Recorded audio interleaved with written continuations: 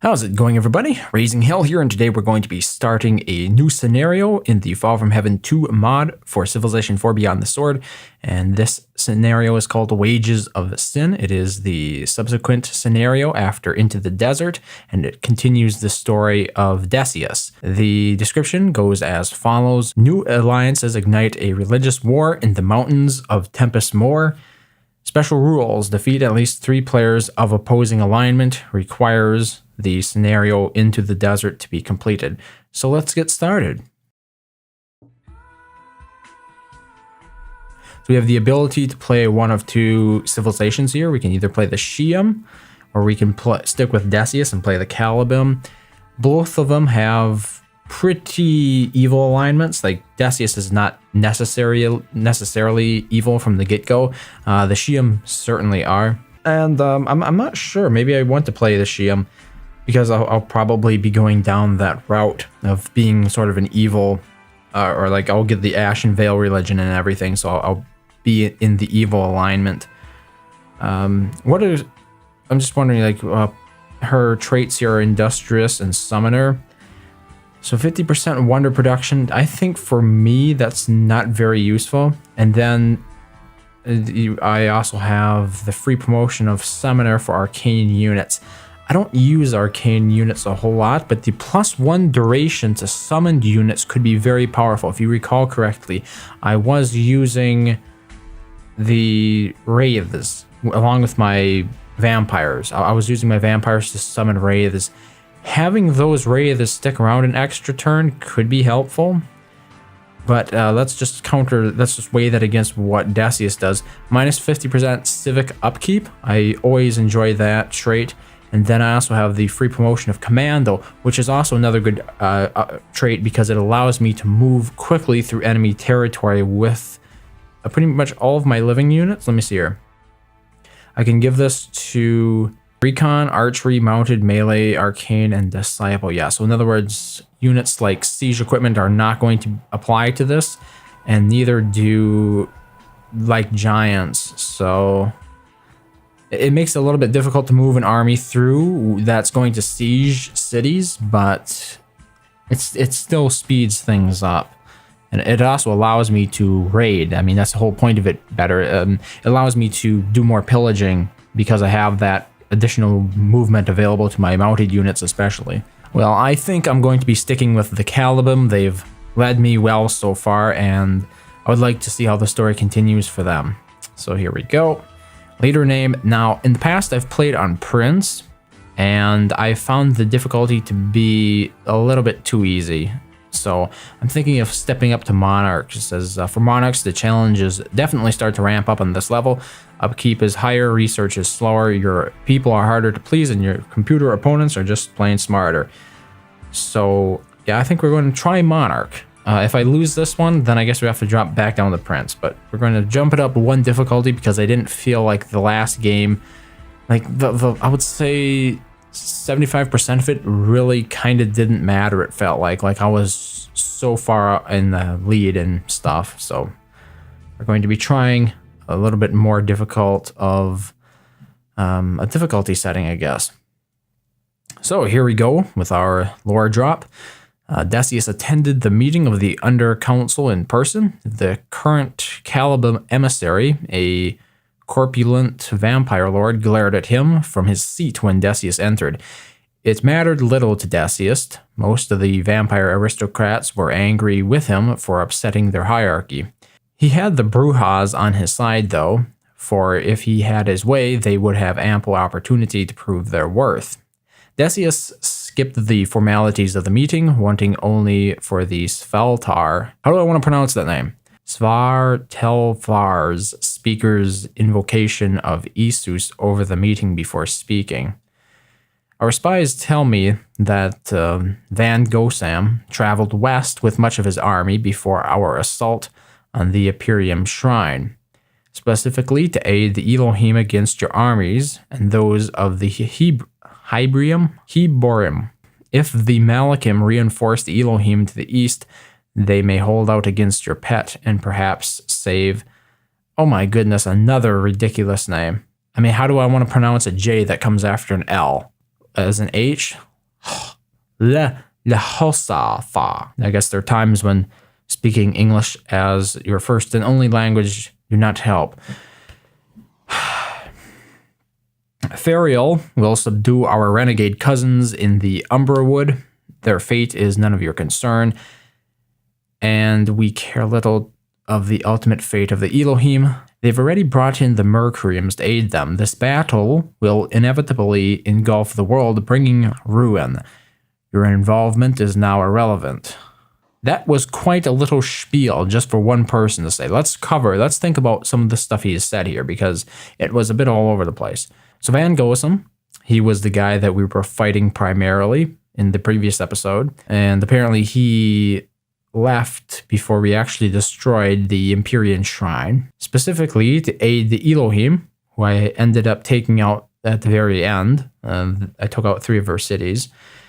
Against your armies and those of Hebrium.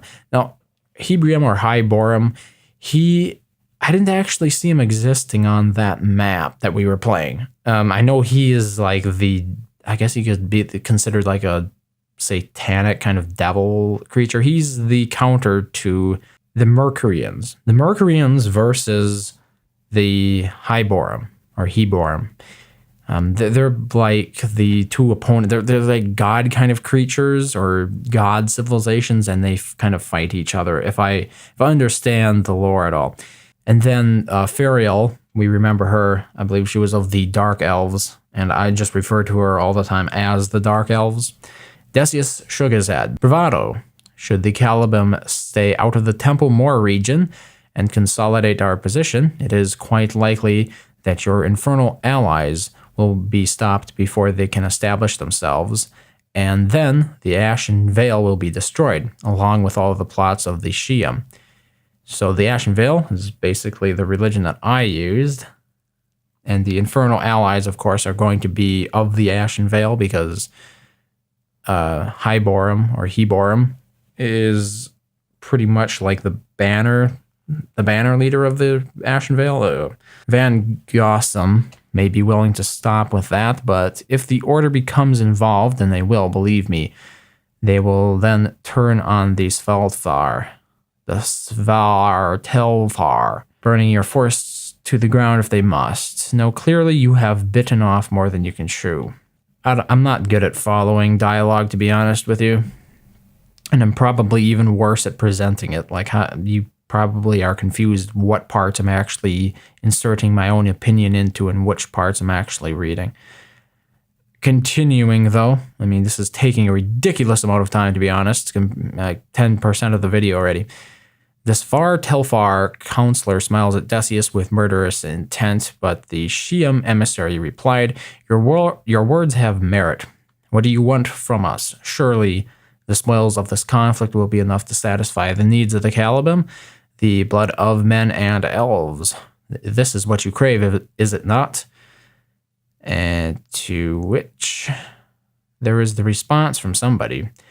I believe it's from Decius. That would be enough to satisfy Flarus and Alexis. I want more. I want an empire. Everything from the Taigia bordering the Umbra down to the coast of the Great Ocean of the Derpatis Mountains and west to the foothills of Tempest Moor. Is that all? Does Far Telfar have no care for the human lands? Very well, Decius, we can come to an agreement. Your assistance here, and I think you mean your assistance here. That's your assistance here, and you shall be granted all the lands to the east, provided our ritualists are granted access to the cities of the Calabim. So we need to allow the ritualists into our cities? Decius nodded and then turned to go. Should this battle result in victory, his empire would rival that of even the Banner. So, like, what exactly did we learn from any of this? Holy smokes, we have enemies at our borders already.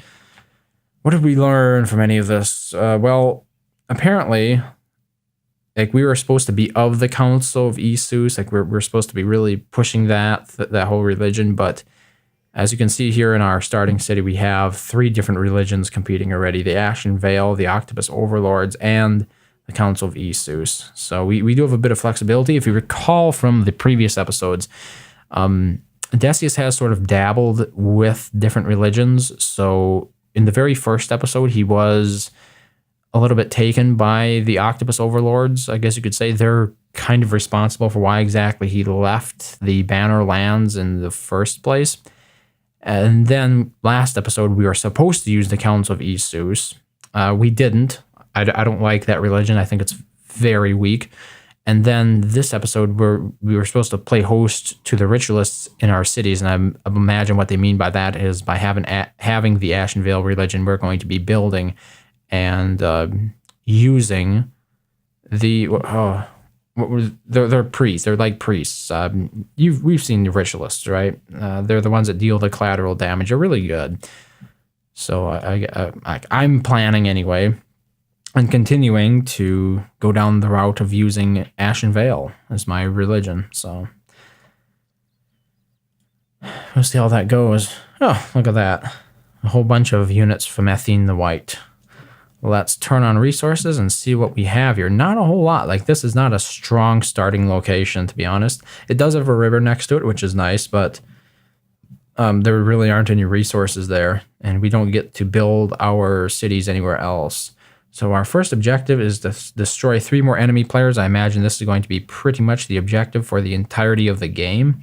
I don't think we're going to have many changes in quest line at the moment, I think. Queen of the Lion, here's a rather interesting looking ship. Is it animated or not? I don't think it's animated, which is fine. Okay, here we have the Night Watch, of course. They're not that great, to be honest. And we have 2 more settlers. We need to actually do a little bit of scouting and find out where I want to build more cities with these guys. So maybe I'll send 1 longbowman out. I'll send 2 longbowmen out, and I'll keep the Night Watch in the city for now. Oh, we also have a vampire here. Quite early in the game. I don't think I have the research to build more, because I need, let's see here. There is a specific technology I need to actually, no, that's not that. Oh my goodness, where is it? I kind of forgot what it was. Do I already have it? Because there's bowers, animal handling, ironworking, military strategy. Yeah, feudalism. We have access to vampires right from the very start here. So that's a bit interesting. They sort of continue the tech progression that would be assumed of me from the previous episode, right? So I don't really start out from the beginning again. I start pretty strong. Look at this.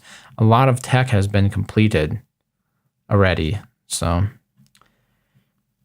and we do definitely start with vampires. So the question is, like, what do I want to get these vampires to do? Feast. I'm taking a look here at what promotions I have available to me at the moment. I do have the ability to raise skeletons, but little else. And do I have any... Is it death mana? Let's see here. Pretty sure the wraiths require death mana. So, vampire under V.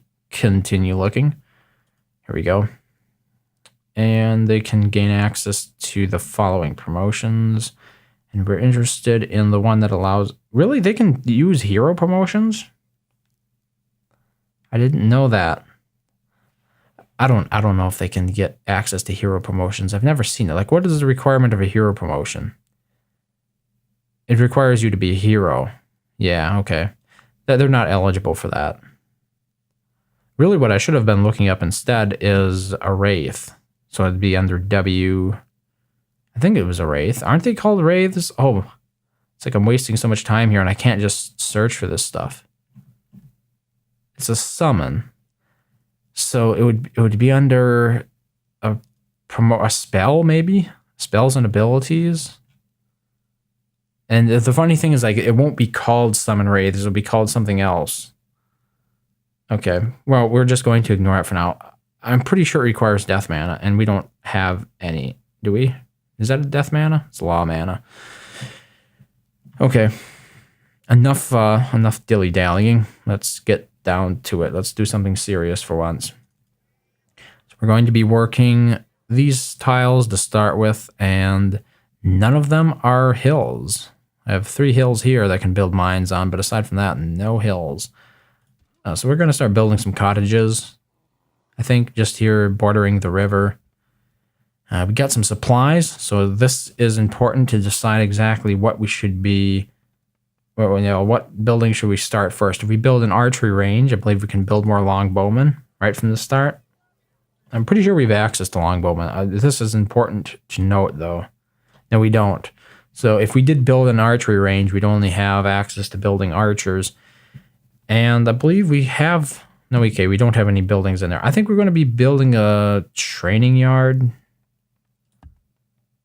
Then because the vampires require the governor's manor to be built.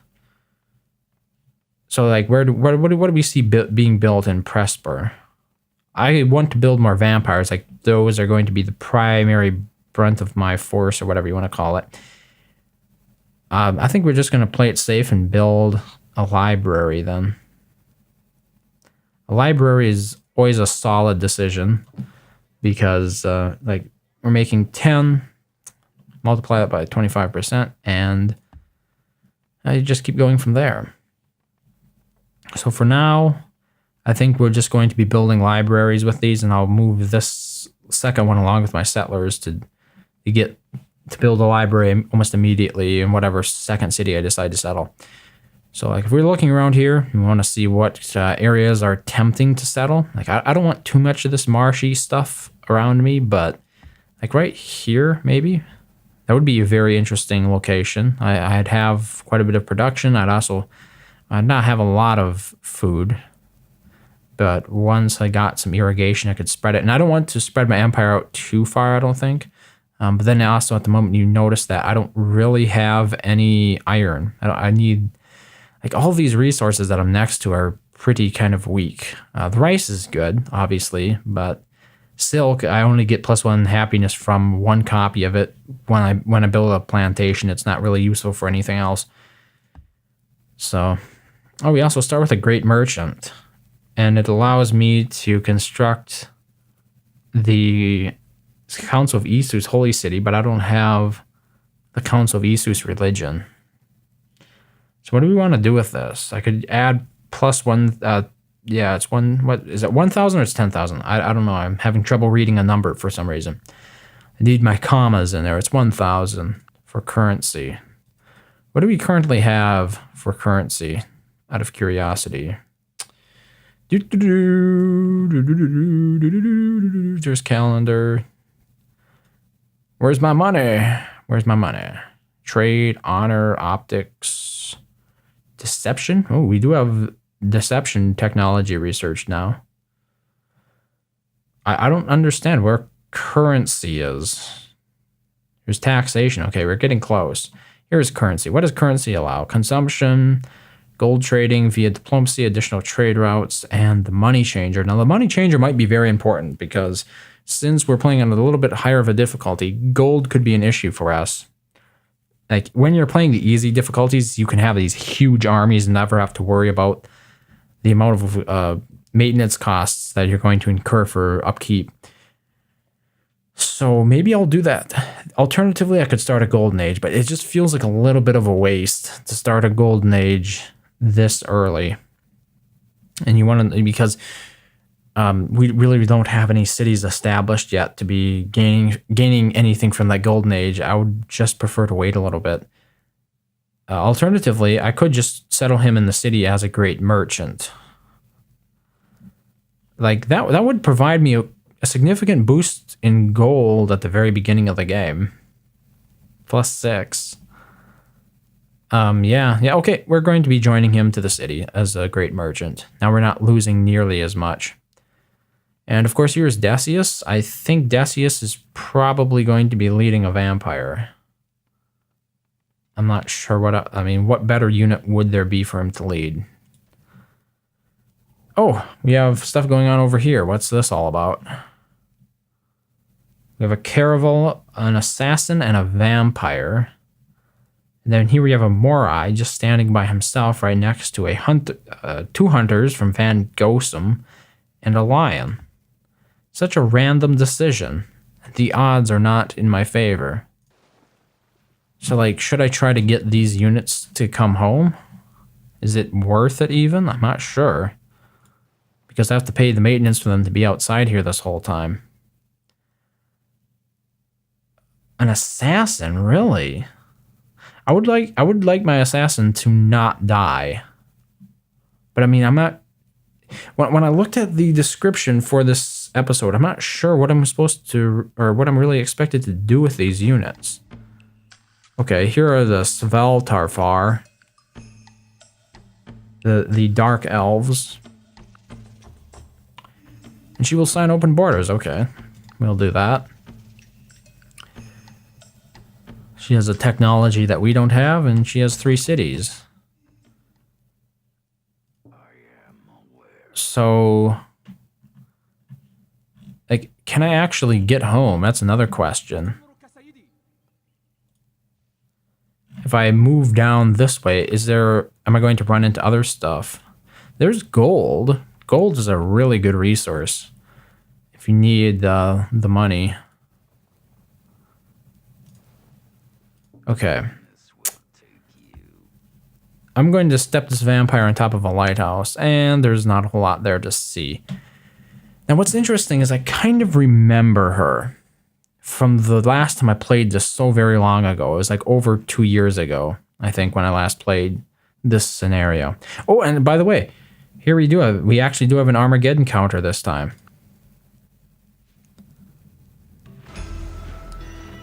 Oh, and here we've finally met Hyborum for the first time. So he wants me to convert to Ashen Vale. Yeah, I was going to convert to it anyway, so might as well. Hear me, mortals, and heed me well. Whispers of forgotten lore have found my ears. The currents of time flow through my veins, and every beat of my heart. What? With every beat of my heart, and bear visions of death and despair.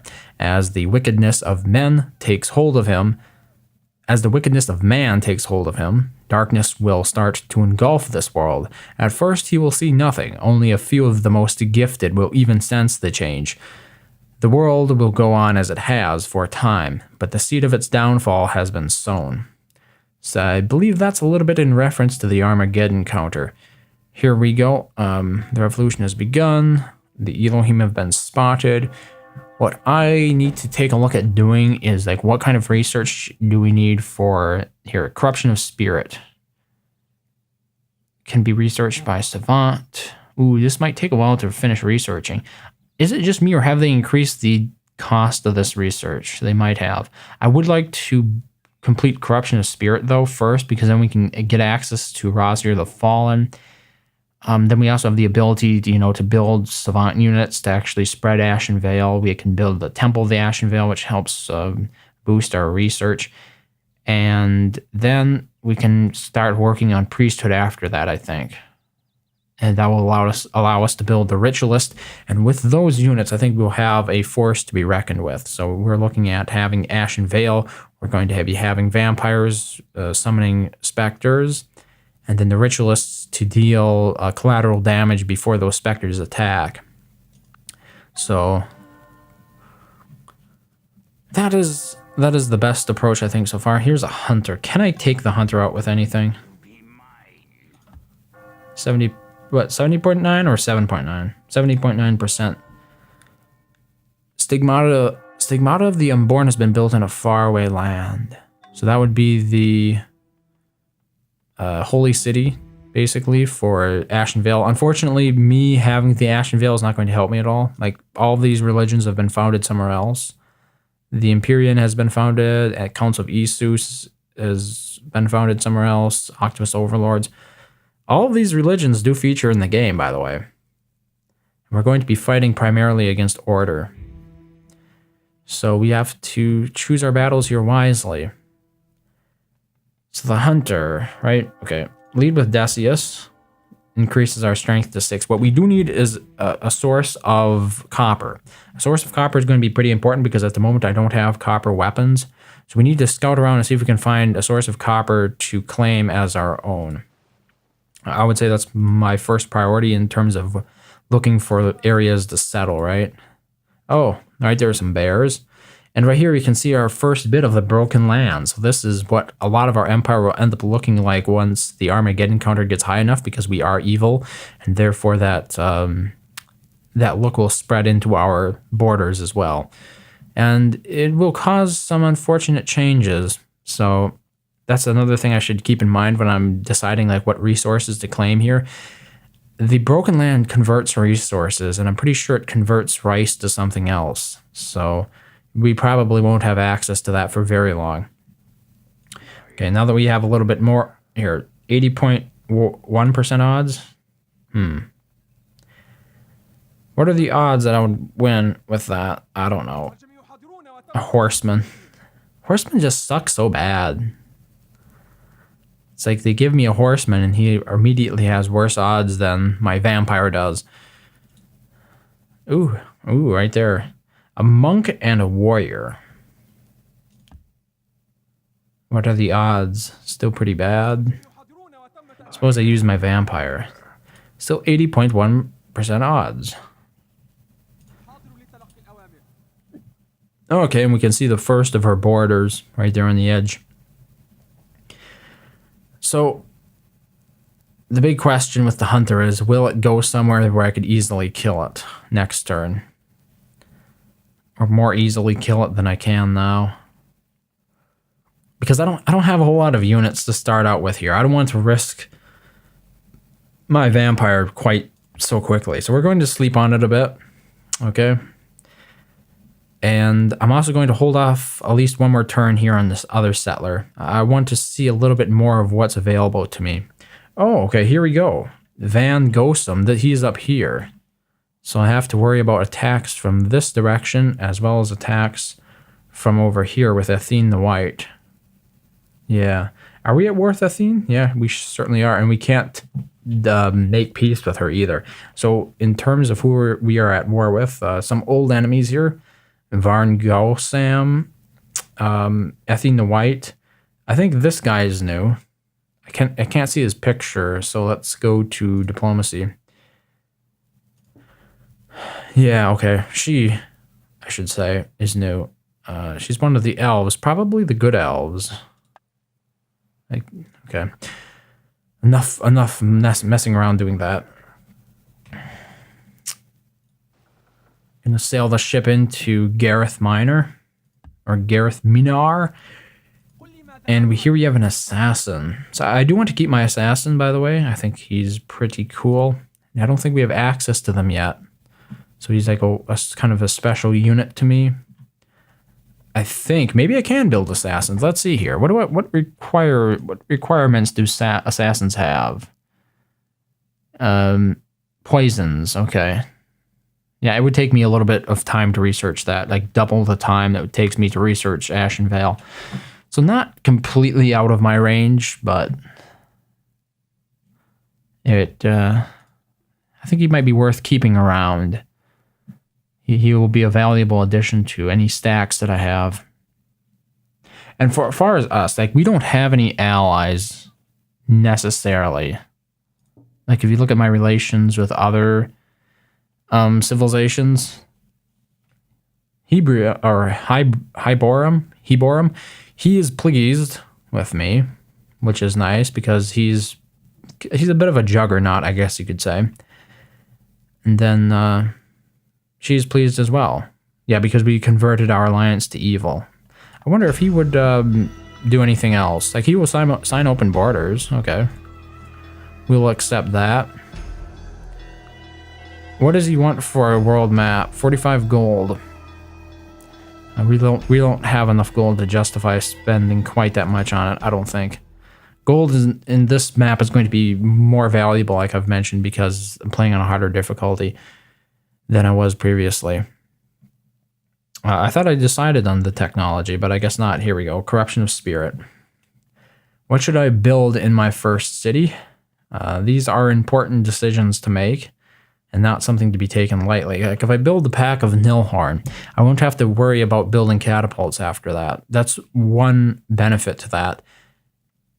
And the thing is, because I don't need the catapults for the collateral damage either. If I use ritualists, I can use them to cause the collateral damage before actually attacking a city.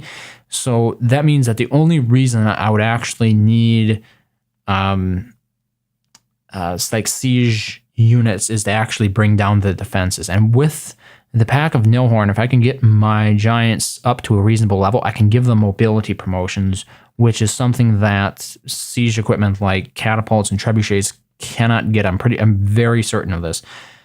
And that's one of the big positives, the big upsides to actually using the pack of Nilhorn. So I'm really tempted to go with the pack of Nilhorn, but there might be some smarter decisions to choose earlier on. I don't like walls. Do we really need walls? I don't think so. I think it's going to be a bit of a waste. Even though we are sort of here on the border, I prefer the more aggressive stance and to attack rather than to play it defensive. The governor's manor, because the problem with playing it defensive is you're going to incur economic costs for doing it. The enemy is going to march around your territory and they're going to be pillaging stuff. I would just rather keep them out. So we would pursue a much more aggressive policy. Maybe I'll build the governor's manor then, because that would allow us to actually recruit or build more vampires. And once again, I hope the vampires are going to be my main force.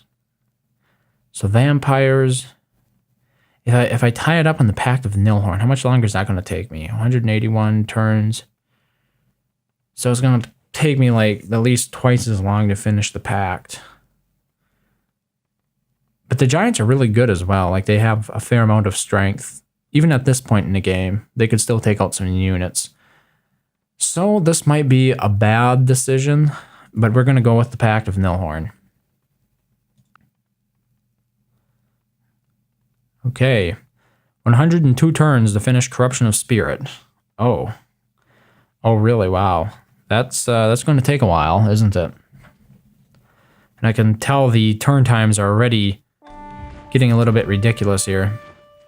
Usually in Civilization 4, turn times are almost instant, which at least on modern machines, on modern PCs, which has always been welcome.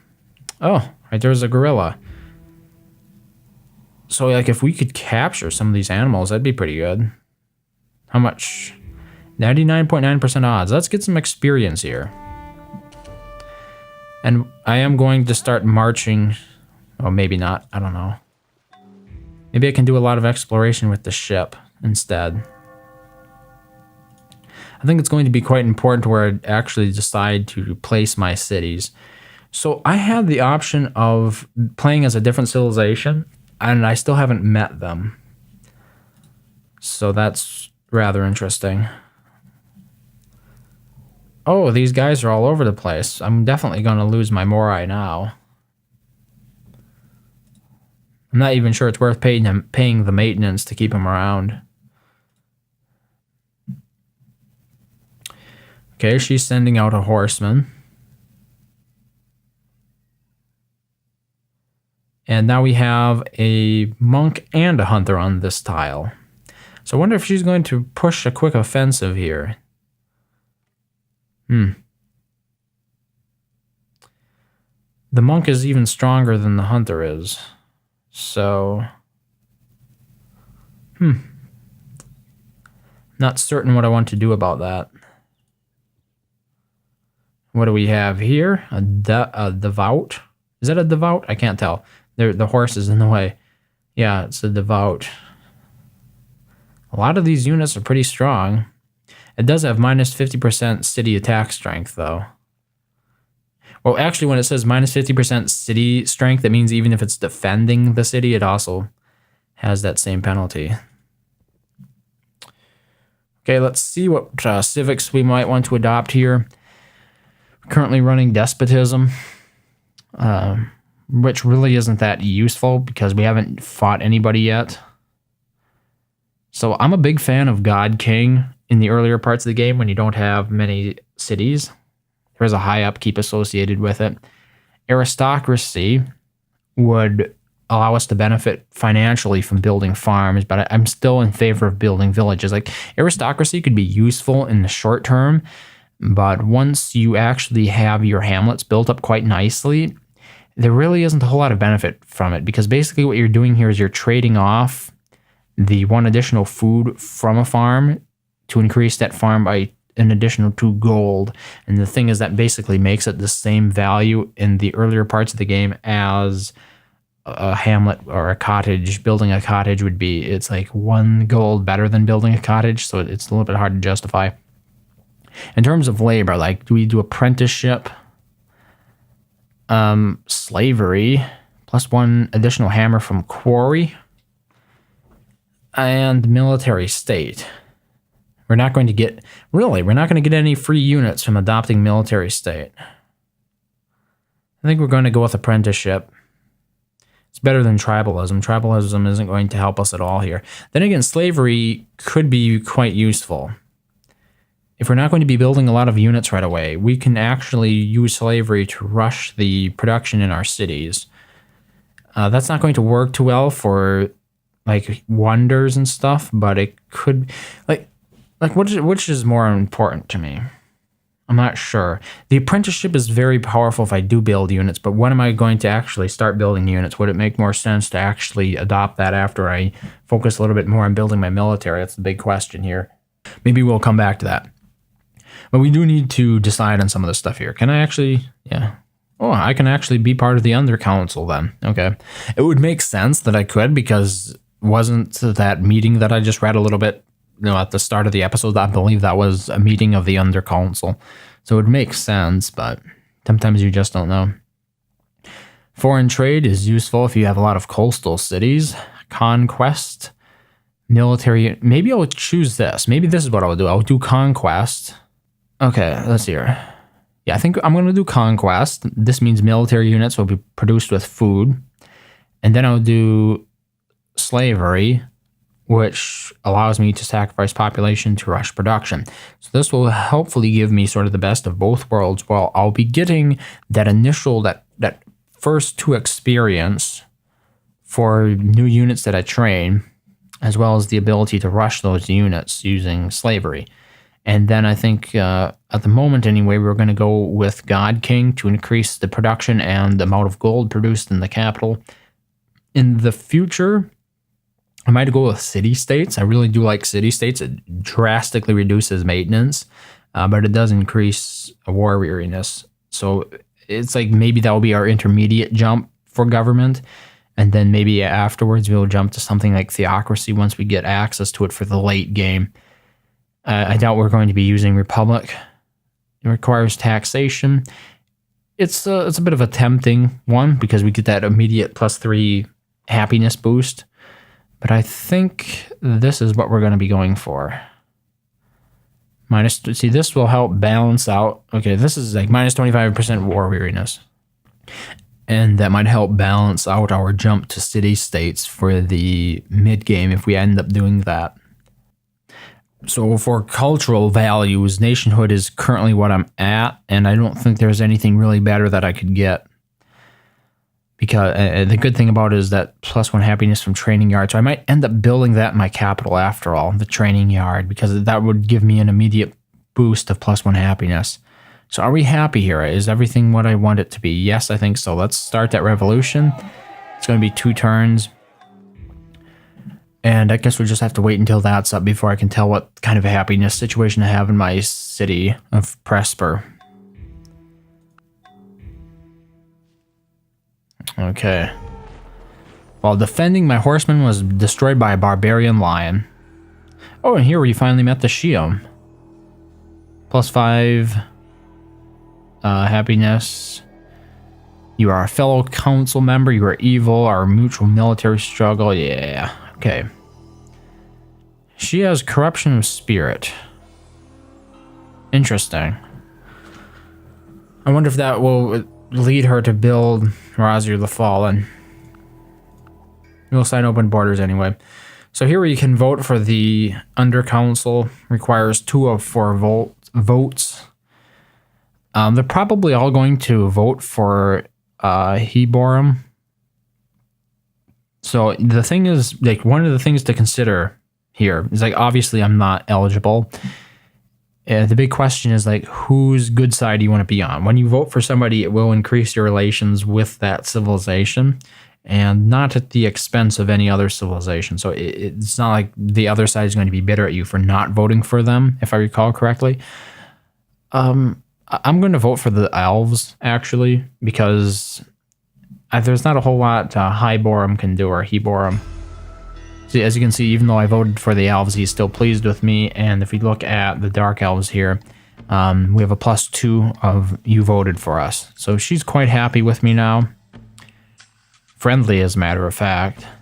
And even though that bonus will wear off, it's helpful in the beginning of the game. So of all things, to have my horseman taken out by a lion, that does kind of suck. That does suck, I have to say.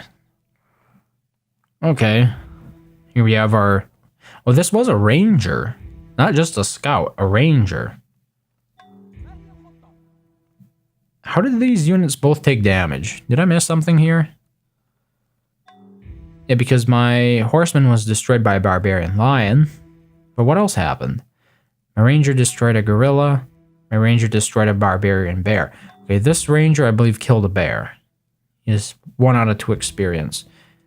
So let's get this guy promoted a bit. I think if we do combat 1, the next promotion we get is actually an option to subdue animals. If we can subdue animals, that would be good.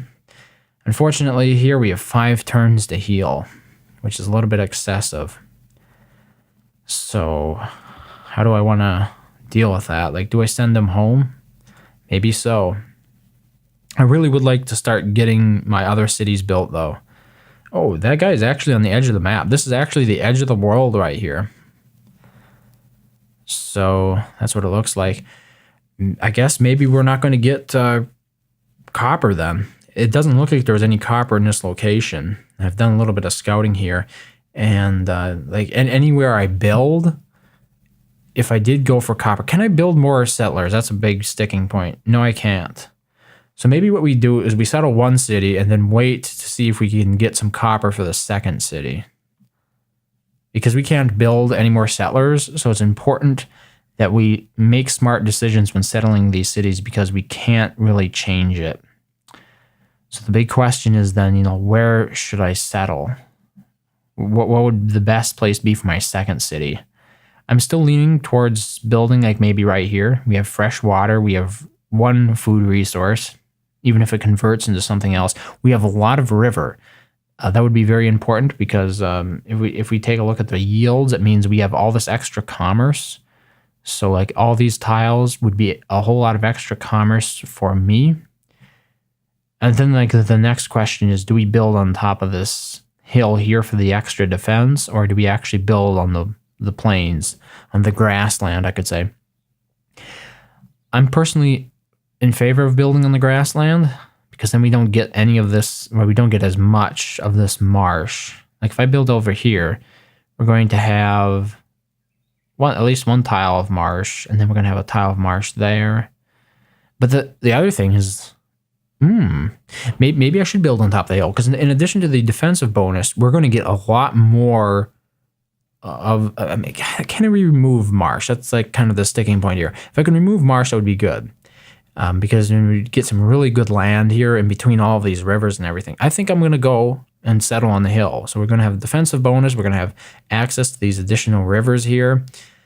Because then I can like chop out these forests, and I can build a cottage here and maybe a farm.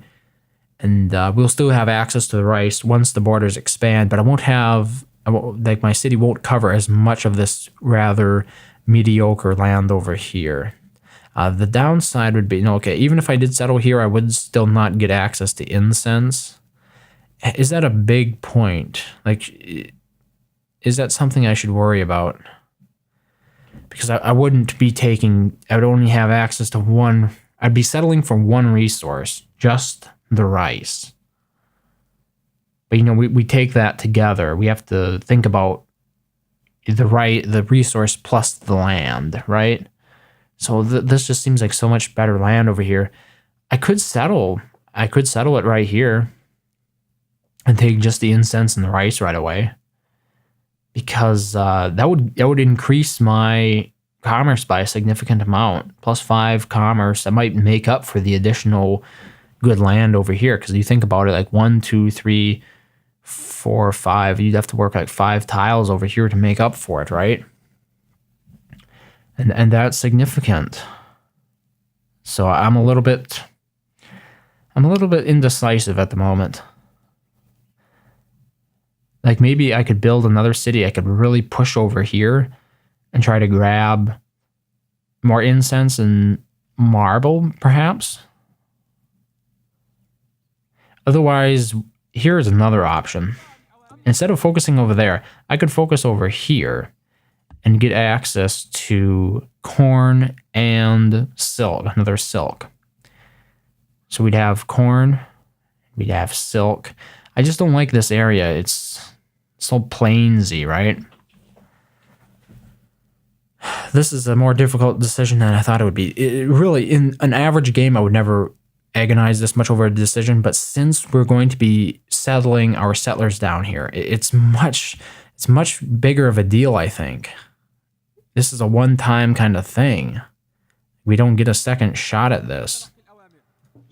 Okay, what are the odds here? 97.4 versus the warriors. I'm going to throw my skeleton down. Okay, the skeleton, even though I summoned it, I can't use it this turn. Okay, delete it. I can bring it back next turn. Okay, let's see if we can take out this warrior. There we go. Got a little bit of experience because of that. And then I'm going to be moving my settler out there. We're going to be taking over that tile. That's the tile that I liked. We'll see how it goes. I can't spend too much time waiting about these things, you know. So who ended up winning? Leading candidate. Borum, of course, voted for himself. Decius voted for Fariel, and Fariel votes for Fariel. And another civilization votes for Fariel. Didn't expect it.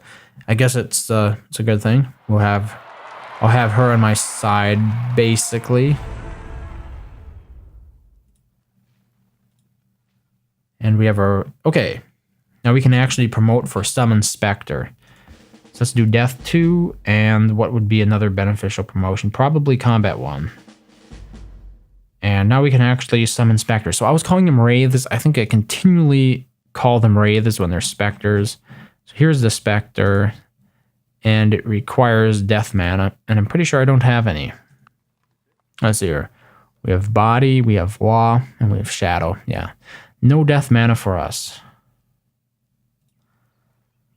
So if we do find any magic nodes, at the moment I don't see any. And I'm pretty sure we would if there were any uncultivated ones. We can't build death mana at the moment anyway. Okay. Yeah, so let's finish that road there. A divided soul. Never seen a divided soul before. But these wilds seem a bit dangerous. And then we have a ranger here. I'm going to poke my nose up here for a bit. So we do have... So here's an option for me to settle in the future. What I could do is I could settle this area. That would give us access to the incense plus cows. I don't have either of those. That would be nice. So we'd have rice, incense, cows, and then silk. So that'd give us a couple of happiness, a little bit more healthiness. All very good options, I think. So maybe we'll expand this way. That would also help like bridge the gap between us and our allies up here, like our sort of allies, our non-official allies. Yeah, Corruption of Spirit is taking a little bit of time to complete. And I'm glad I didn't actually take the Shiam with the promotion for like Industrious, the additional wonder production, because I'm just not using the wonders, you know. Oh, that's probably going to be the end. Okay, maybe not. I was going to say that might be the end of my ranger, because right here is a barbarian ranger. But he's standing on top of ruins, so unless it spawns another Ranger down, he'll probably stay there. Even the game likes this tile right here. So I think that's as good an indication as I need. Yeah, so at the moment our specters are only strength 3. But, you know, if we have the ritualists along, they can still be, the specters can still be quite powerful. So, like, you know, you think about it, specters plus ritualists. Ritualists will deal the collateral damage, and then the specters will hopefully mop up the results of that attack. So right there is another one of Van Gossum's cities. At the moment he only has a longbowman defending it. Maybe we should press early. That would be interesting if we could do that. We could sacrifice a couple units to actually take out a couple of his cities. Like, I'm not exactly sure what the purpose of giving me these assassins was. It's almost as if they did expect me to take out Van Gossum, or at least one of his cities. I'm not sure. It was such a weird thing because they didn't even set up the history behind. Maybe they did. Maybe I'm just forgetting what it was. Is there like no? I was wondering if they logged it in the event log so I could go back and read it all, but I can't. So there, yeah, the divided soul versus my vampire. Apparently, a divided soul is a form of scout. Plus 10% jungle attack.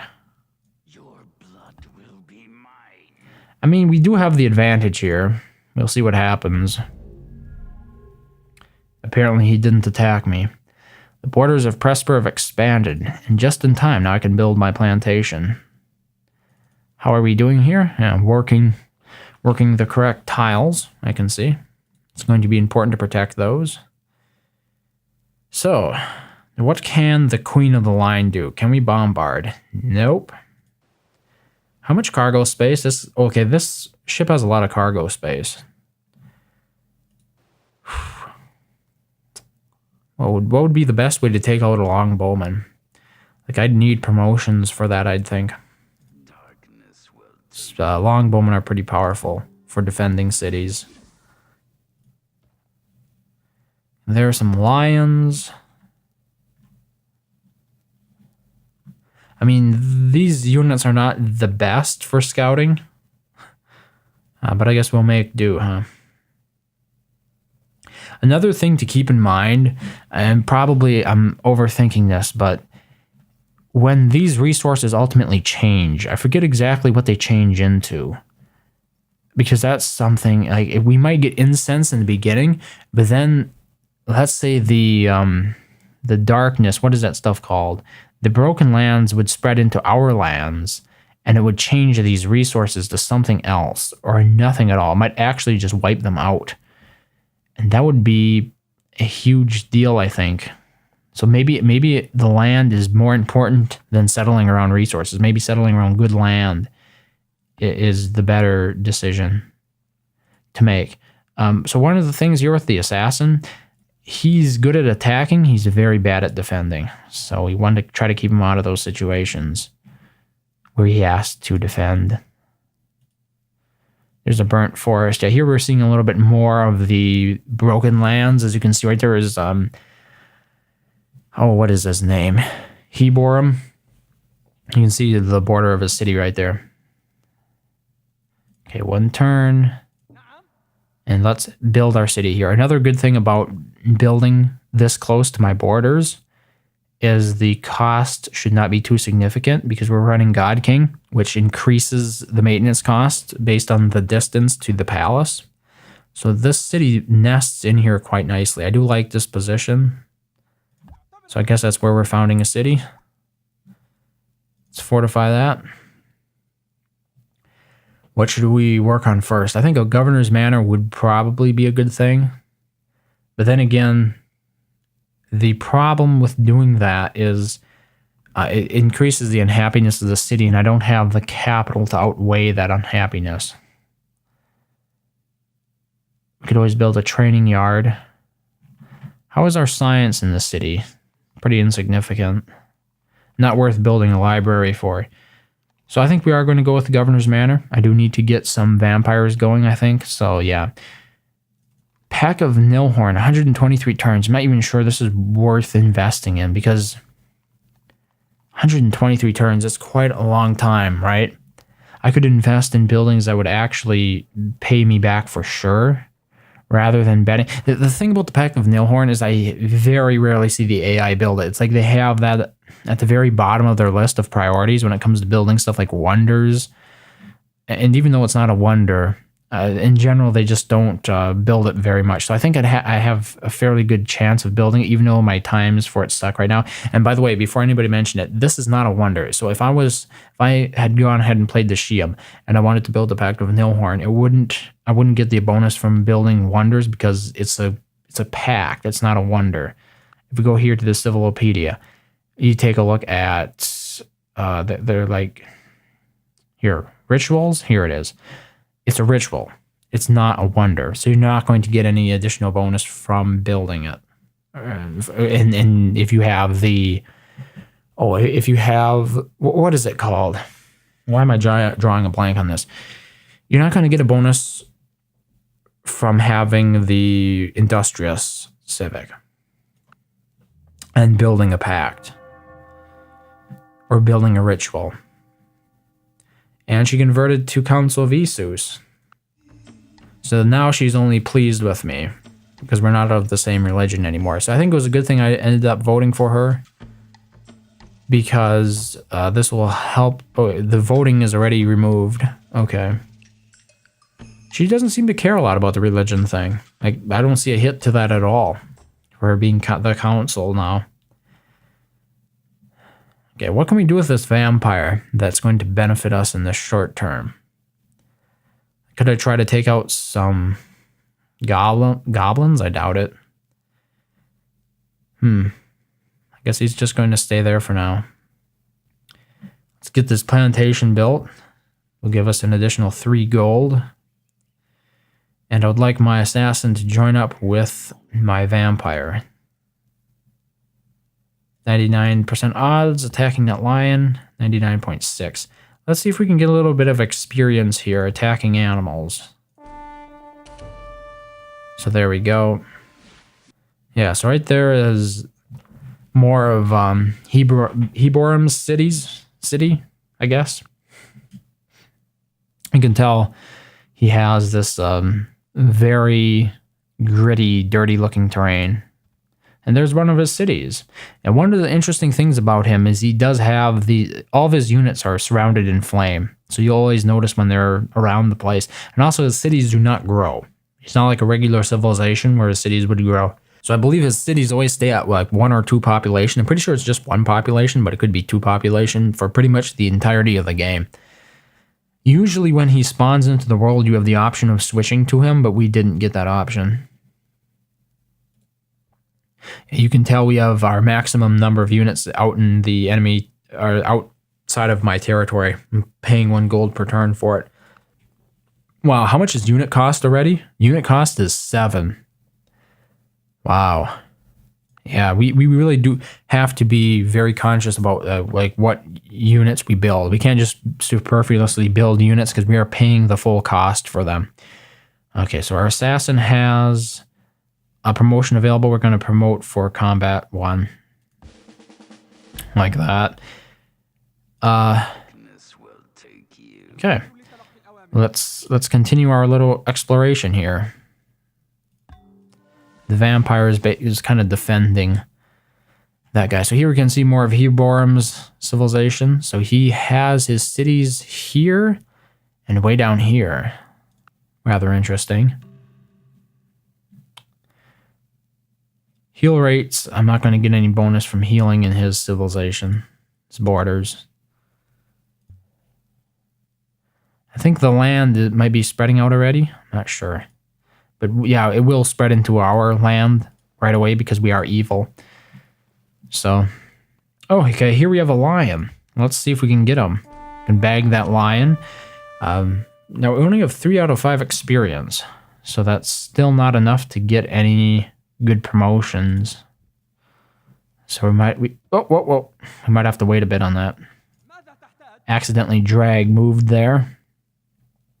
Okay, this is Barbarian. I thought this was going to be Heborum. It's not. It's a Barbarian city.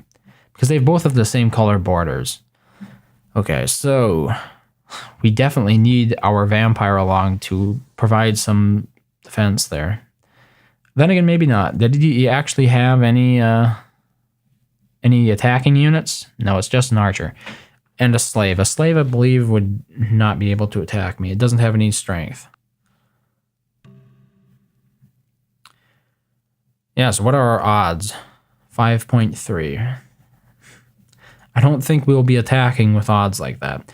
That is another option. Like when it comes down to it, we could capture barbarian cities. Like I've mentioned, we can't build a settler, but we could capture a barbarian city. And then that would give us, or add another city, I should say, to our civilization. Oh, the first spotting of copper. An hour in, and we finally found our first copper. How about that? I really should return my ranger home to heal. And look at that. Already a sea serpent. My queen of the line might not last the turn with a sea serpent around. And here is another source of copper. So we might need to try to take these this goblin force out here. So right there is the only other source of copper. I was looking for a source of copper. We need a source of copper. I think that's where our next city is going to be. But we're sort of going over the time already. So I think that's going to be it for this episode. I know we didn't make as much progress as ideal or I would like, but there were a lot of important decisions to make, and there was a lot of lore to read through. Like it took about 10 minutes just to read through all the lore at the very start of it. And the problem is a lot of it was dialogue, which made it a little bit difficult to follow because they're giving you history and everything through a dialogue between various persons. And one of the problems with that a lot of the time is a lot of it is like obscure kind of references to stuff. But we'll see how it goes. We'll see how it goes from here. I'm taking things a little bit cautiously because I'm playing at a little bit higher difficulty level than I'm used to. So we'll see how it goes. Thank you very much for watching, as always, and I hope to see you next time.